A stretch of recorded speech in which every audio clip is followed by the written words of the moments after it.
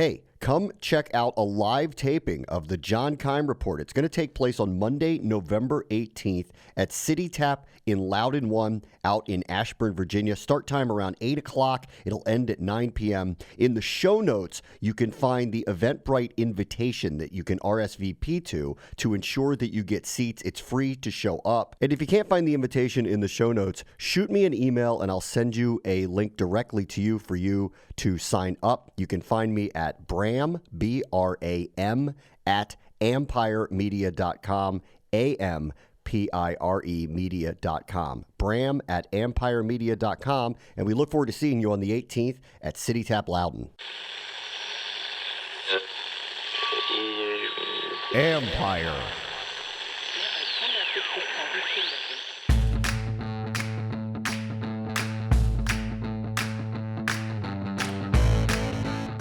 Hello and welcome to my podcast. I know it might seem like there's not much to say after yet another ugly loss, but there are still a few things we need to discuss. So I have Rich Cimini, my counterpart in New York, who covers the Jets for ESPN.com.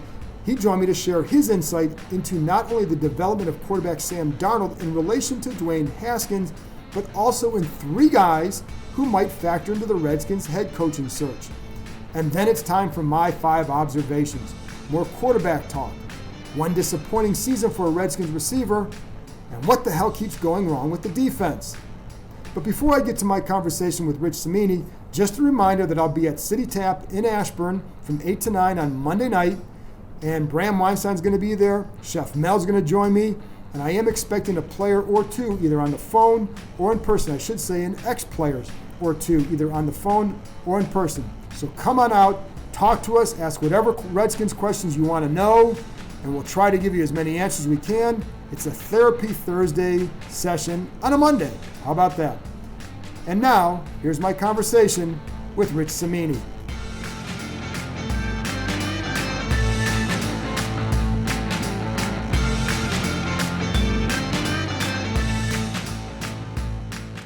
Right now I'm with my ESPN counterpart in New York, who covers the Jets, Rich Cimini.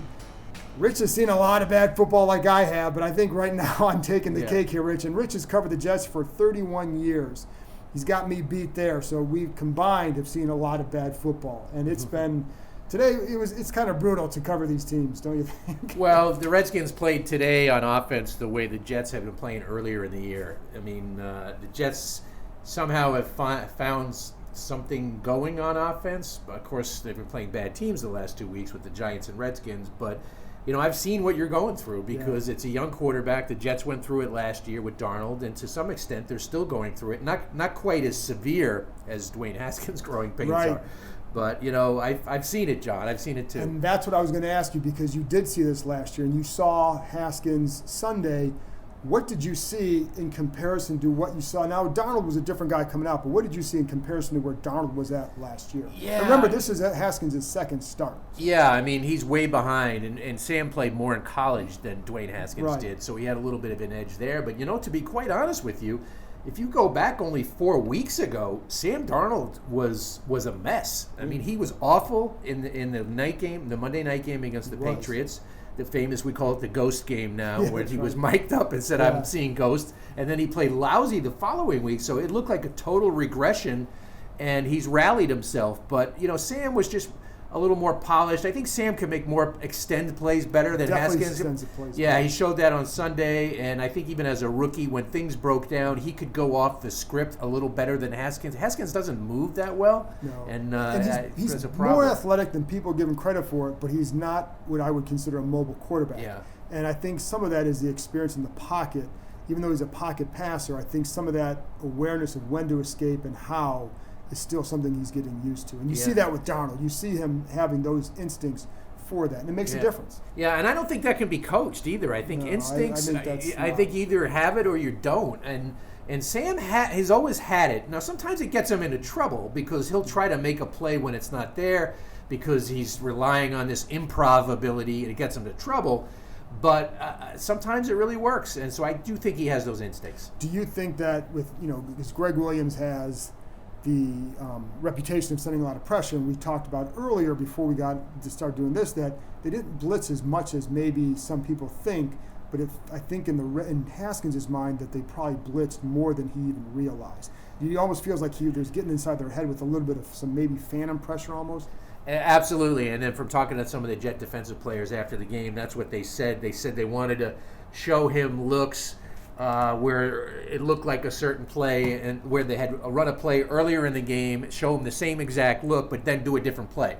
So they were playing with his head, basically. Right. I mean, he's a guy who's just played very little football, and they were playing with his head. I think according to our next-gen stats people, they only sent extra pressure on about 7 out of 40 dropbacks, which was very un-Williams-like. But I think he did it with coverage and simulated pressure. And that's where I think he's got to get used to. And that's where the other thing I was going to ask with Darnold, because he does have this capability. But in terms of like his ability to read coverages and do all that, where do you feel he's at, and how long has it taken him to get to this? Yeah, I still don't think he's there yet, because he does. I mean, he made one horrible throw in the game, that interception, where he just should have thrown it away. So he is prone to those, what did he just do moments. He still has that DNA in him, but I think he is better at finding his checkdowns. He's been doing that a little bit more in recent weeks instead of forcing it downfield. I think he's trying to look for his backs, and he's been thrown to his tight ends more. This was like unheard of. Two touchdowns for Jets tight ends. When they're wide open, you kind of have to throw it a little help from some busted coverages by Washington, but I think those are some areas where he's improved. The other thing I wanted to have Rich on for is because he's covered guys who I think are going to be factors in the Redskins head coaching search. One guy was Todd Bowles. I think he's a guy that certainly any team with an opening next year was probably going to consider. What would you take away from your experience with Todd? Todd is a great guy. I mean, Redskin fans know him. He was a good player for them many years ago. As solid a person as you will ever meet. A good players coach. The players respect him. People always worry when they hear that. They think that it means they're their buddy, but I think players like guys who help them. Yeah, because he was there. I think there's a certain amount of respect factor because he was one of them. Right. I think at times Todd got a little too loose and didn't run as tight a ship as he could. And I think it would be great I'm sure he'll get an interview. He's very, very close with Doug Williams. And the thing about Todd, I think that would be a tough sell to the fan base. I mean, you can't really hire a coach as much as he might be beloved among the fan. I mean, his record in New York was awful. It was awful. And if it was running too loose, if there's a reputation of running a looser ship, coming off of what's gone on here the last couple of years, I don't think that's what. That's a tough sell. I mean, fans want a winner, and I'm not saying Todd's not a winner, but his record in New York was really bad. What else about him as a coach that I have heard good things about him as a person from multiple people, but as a coach, what was the positive that you took? Like, what was something that you liked that he did? Yeah, he's really consistent. He would never change win or loss. Same guy. The players always told me that he didn't BS them. He would just give it to them straight. I think they respected that. Not a fiery, not a rah-rah guy. I think the fans will have maybe a hard time embracing him because his press conferences are so dreadfully boring.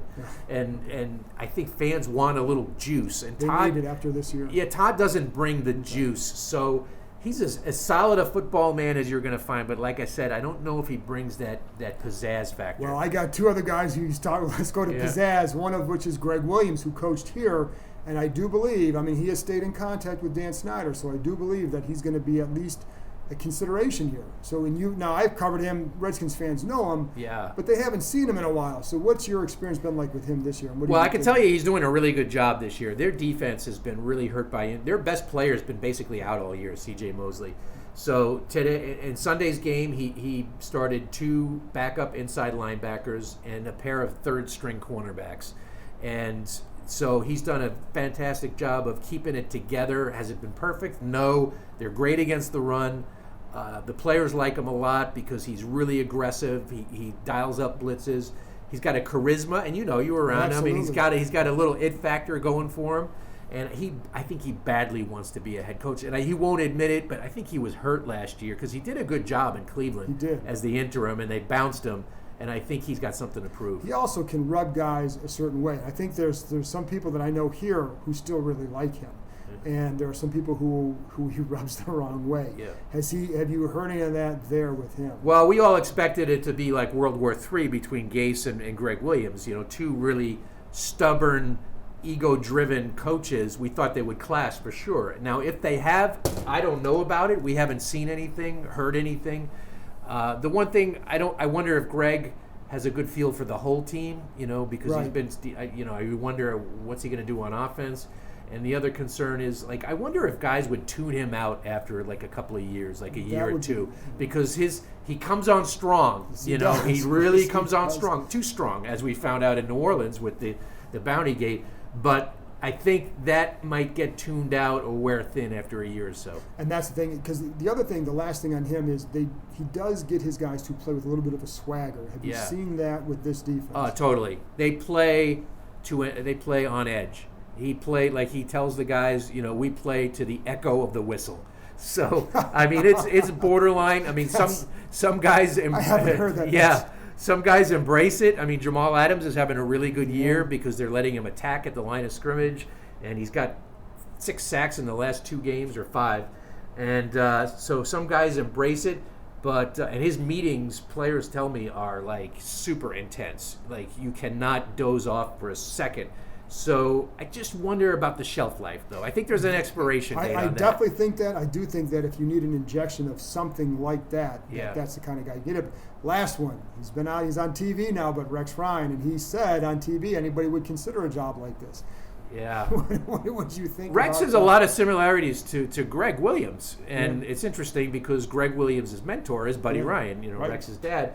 And so, I think Rex can be a good head coach. He won 4 playoff games on the road with the Jets, and I think he can be a good coach if he's learned some things. In Buffalo, he just came in there too strong, guaranteeing this and that, and it just blew up on him.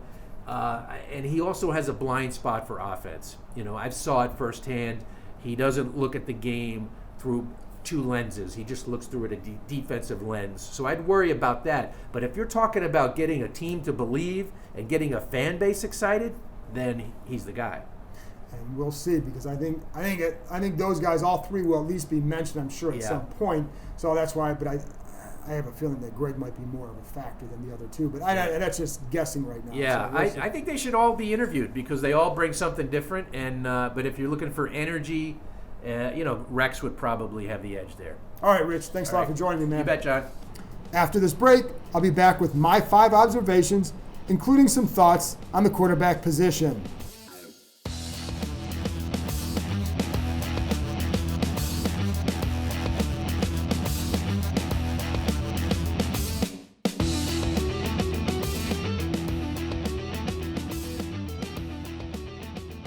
All right, folks, now it's time for my 5 observations after another pretty miserable day here with the Redskins. Number 1, Dwayne Haskins was caught in an exchange with his offensive lineman late in the game by NBC Channel 4 cameras, asking them basically, what do I have to do to help you? If you haven't seen this, it's on their Twitter feed. Go back and look at it. It's hard to know what to make of it, but one of my takeaways is that here's a young kid who seems to care and who's getting little feedback from his line mates. I saw Morgan Moses offering something, couldn't tell what he was saying, but it didn't seem like anyone else had much to say or much interest in saying anything. Maybe they were just beaten down. It was late in the game. It was another ugly day for those guys. For Haskins, this is only his 2nd start, and therefore his enthusiasm remains high. For the linemen, they've been through the ringer this season. But with youth should come energy, and I'd like to see Haskins do more of this. He's a relatively quiet guy, doesn't have this huge presence when he walks in the room, has it because of his size, not because of his personality necessarily. And I did talk to some people who wondered about his leadership skills a while back. He can be reserved, but I'd like to see that fire. And it's going to take a lot more than fire to get this going, but I didn't like that the linemen appeared disengaged at this moment. I don't know why. I wasn't able to talk to them about a lot of this, so I don't know what was going through their minds. And I didn't see this video until after I got back from the locker room, so it was hard for me to even look or talk much to them about it. But perhaps they were just annoyed by the sacks taking place that maybe they felt shouldn't have been taking place. I don't know, but it wasn't the best look overall. Number 2, as Rich and I talked earlier in the podcast, it's not as if the Jets were sending a lot of blitzes. They weren't. When they did send an extra rusher, Haskins completed just 2 of 6 passes for 4 yards. He did have a touchdown in there. But what they were doing at times was they were doing a good job of bringing guys off the edge. So they'd show Jamal Adams one side and bring guys the other way. So it made it hard for Washington to know which way to slide the protection at times. That was a huge issue, and that led to some quick hurries. And that's why I'm surprised the Redskins didn't use more of the quick game passing in the first half. They needed to get Haskins into a rhythm, and I thought this was going to be part of the early game plan. I talked to one offensive player afterward who said he thought that was going to be the case as well. It really wasn't. Gregg Williams does a good job as a defensive coordinator of changing the coverages after the snap. He did that a few times today, and I think that's all it takes to cause a rookie passer to hesitate. That plus some of those protection looks made it a very difficult day for the guys up front and for Haskins. It's natural. Haskins just isn't at a point where he's ready to battle with a coordinator like Williams, even when that team has a weakened secondary. And I also am curious with these game plans, some of the discussions taking place between Kevin O'Connell and Bill Callahan. They definitely come at this game from a different perspective, and right now I think Callahan's wishes are winning out. So I'll be curious to see if this changes at all going forward. Number 3, the Redskins just don't have the playmakers to help Haskins out. They know this. That's going to be a major emphasis in the offseason of getting more players on offense to help. Shoot, they don't have playmakers to help a lot of quarterbacks out, let alone a rookie quarterback whom they felt would take a long time. And that's the problem with playing. That's one of the problems with playing him right now. They know this. He's in a really bad spot here. That's why when I look at his progress, it's going to be about things other than just final results. It's got to be about being how the approach you're taking, responding to adversity, leadership in how you're handling the huddle, and then how you're progressing with your reads. All that's going to be important, but the results may not always be there because the talent just isn't there to help him out. And not saying it's their fault. He's not able to help them out either, and that's the other problem. So they're all at a point where the receivers are young. They need a veteran quarterback. The quarterback is young. He needs some guys who are going to help him more at receiver. It's a very tough mix right now. So there was one point I'm watching the game. You're looking out there. It's Jeremy Sprinkle, Kelvin Harmon, Wendell Smallwood. Not a single one of them expected to be a big part of the pass game at the start of the season. Now all are out there on some key downs. Of those 3, I can see Harmon developing into something for the future, but the ceiling I don't think it's not real high, but he's a guy who can help in the future. It's also obvious that Trey Quinn, while a nice story, Mr. Irrelevant, is not necessarily I wouldn't say is it not a good fit with Haskins right now, but I think that it's been a tough spot there at that position. It's not that he's bad. It's that Haskins needs someone again who can create more separation than Quinn has been doing. And I think the Redskins internally felt that Quinn would be more productive than he's been. He's not doing as well as I think they had hoped. It's not just that they miss Jamison Crowder. They do. We saw more what Crowder could do today. But his loss would have been mitigated had the tight end group not been depleted or if Chris Thompson had been playing. And I already can hear what you're saying. Yes, all that was easy to predict that all that would have happened. Still, they need more from the slot. And so I'll be curious again to see how that is handled moving forward. They're going to keep playing Quinn. I think his ability to run routes at different spots is helpful. And I think they want to get Steven Sims a little bit more time. The issue with Sims early in the year, from my understanding, was that it was taking him time to learn the offense. Kind of an important thing to do. So let's see what happens going forward. He did play more today, but they need more. I mean, for what it's worth, on the interception that Haskins, when he was targeting Quinn, I think Haskins anticipated Quinn sliding back to his right on the play. He was trying to lead him away from the inside defender on the throw. Quinn stopped. I'm not blaming Quinn because I don't know what he was thinking on that play. But I'm just pointing out what happened, what I saw, and what I heard. It's part of the process of those two getting on the so-called same page. I do think that Quinn would have been, just like everybody else here, man, the trickle-down effect from some of these injuries, it's been huge. But I think the Jordan Reed absence, and again, easy to predict, I know, but that absence has really, it has the trickle-down effect of other guys getting either being put in spots where they need to come through, or maybe you can't do certain things to help create more openings for them. So that's been tough for them.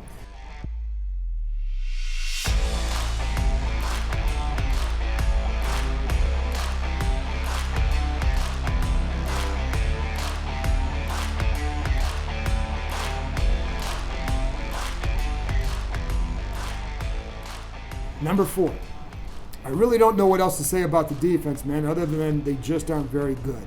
It's the coverage mishaps that keep happening that is tough to handle. There were so many breakdowns. And when it keeps happening, it's obviously not just on the players. It's up to the coaches to then change something to help. There are a few guys who bust more often than others. Fabian Rowe, Josh Norman. Seen Jimmy Moreland have a few. He's a rookie. You would expect that. Look around the league and you'll see other good defenses have these coverage breaks at times too.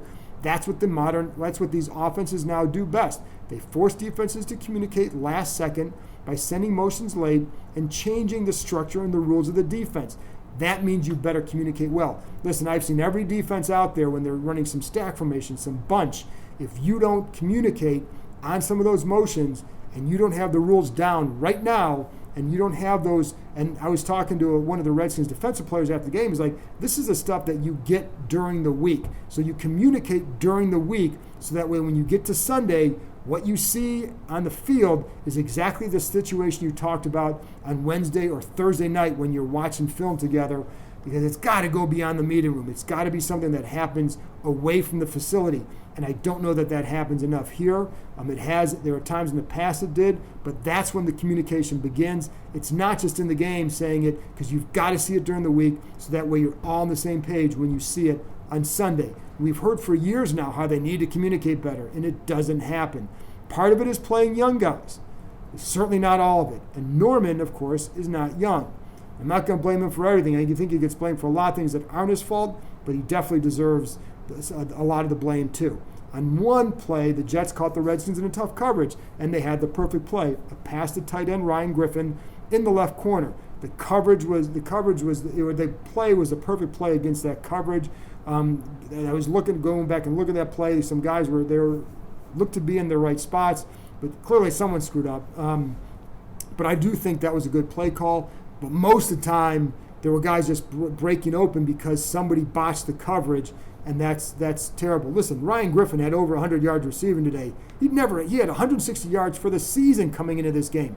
He'd never had more than 85 yards receiving in his career, which dates back to 2013. So this is we're not talking Kittles here, okay? This wasn't Rob Gronkowski. This is Ryan Griffin, and the Redskins couldn't cover him because they kept breaking.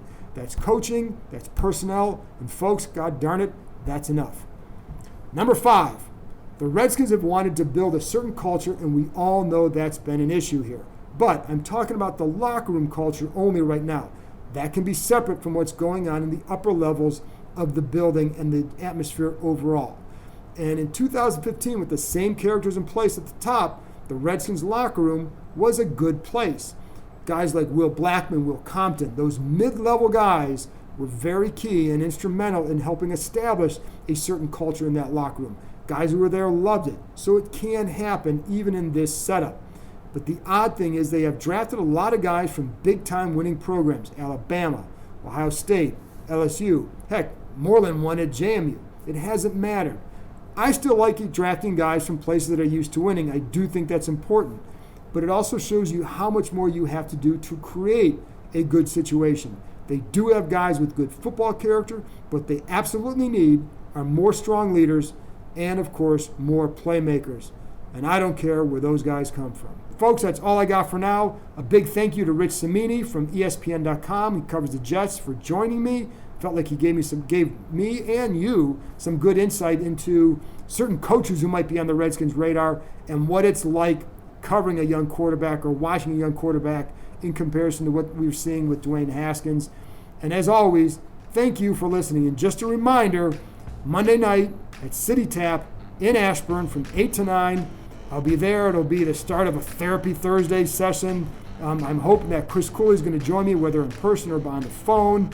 So maybe another guest or two that you guys can listen to, and it's going to be a really good chance for you to ask some questions. So come on out and join me. And again, thank you for tuning in.